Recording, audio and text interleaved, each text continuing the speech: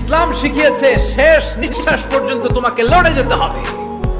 এই পৃথিবীতে কেউ কাউকে জায়গা করে দেয় না, জায়গা করে নিতে হয়। এই পৃথিবীটা the life is not a bed of roses, এটা ফুল বিছানো কোনো ফুল সজ্জা নয়, এটা কণ্টকাকীর্ণ। কেউ আপনার স্পেস করে দিবে না, কেউ আপনাকে সুযোগ করে দিবে না, কেউ আপনার জায়গা করে দিবে না, বরং আপনি জায়গা করে নিলে টাইনা নিচে নামাবে। ইসলাম আমাদেরকে এটাই শিখিয়েছে, কাজ করে খেতে হবে। কাজে লজ্জা নেই, লজ্জা হচ্ছে অলসতায়। লজ্জা কিসে? আজকের আলোচনা থেকে এটা মুখস্থ করে নিতে হবে, কাজে লজ্জা নেই।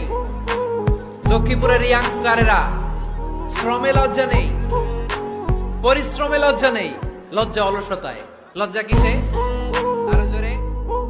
কখনো কোনোদিন কারো পারমিশন ছাড়া মোবাইলের গ্যালারি চেক করবেন না। কখনো কারো পারমিশন ছাড়া তার ফেসবুকের মেসেঞ্জারে কে কার সাথে চ্যাটিং করেছে এটা করা যাবে না।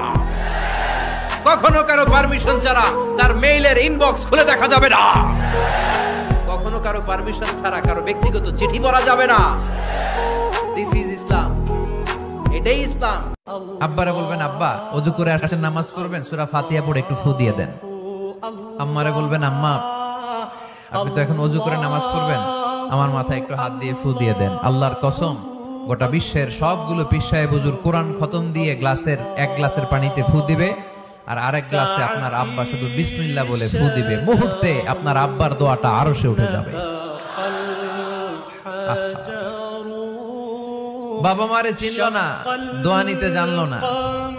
অনেক দেখেছে এরকম, প্রতি বছর উমরা করে, বাপরে বাদ দেয় না, মারে বাদ দেয় না। ঘরে মা বাবার রেখে তুমি কাবা ঘরে যে আল্লাহরে খুঁজো, কপাল পোড়া, ঠিক কিনা? দুঃখের পরেই আছে সুখ, কষ্টের পরেই আছে আনন্দ। এই দুনিয়াটাই এরকম, কষ্টের পরই আনন্দ। দেখবেন তারাবির নামাজ 20 রাকাত পড়তে কষ্ট লাগে না? কোমরে ব্যথা, হাঁটুতে ব্যথা, কিন্তু 20টা রাকাত যখন শেষ করে মসজিদ থেকে বের হই, একটা আনন্দ আছে না নাই? কষ্ট করে পরীক্ষার জন্য প্রিপারেশন নিলেন আপনি কয়েক মাস, কিন্তু ফলাফল যখন ভালো হয় তখন একটা আনন্দ আছে না নাই?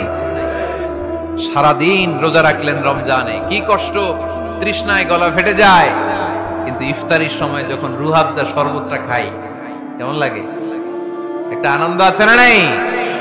এজন্য আল্লাহ বললেন, فَإِنَّ مَعَ الْعُسْرِ يُسْرًا إِنَّ مَعَ الْعُسْرِ يُسْرًا। ও নবী, কষ্টের দিন মক্কায় অল্প কিছু দিন, মদিনাতে আনন্দের দিন অপেক্ষা করছে। আমাদের জীবনে যদি দুঃখ কষ্ট আসে, আমরা ধৈর্য ধরবো, তাওয়াক্কুল করবো একজনের উপর, তিনি কে? আমি ইয়াংদেরকে খুব পছন্দ করি, আর ইয়াংদেরকে অ্যাড্রেস করে কথা বলি। ইয়াংরা হচ্ছে আগামীর বাংলাদেশ, ঠিক কিনা? তোমাদের অনেক দায়িত্ব, অনেক কিছু করতে হবে তোমাকে। তোমাদের দিকে তাকিয়ে আছে বাংলাদেশ, তুমিই বাংলাদেশ, তোমাকেই খুঁজছে বাংলাদেশ, ঠিক কিনা?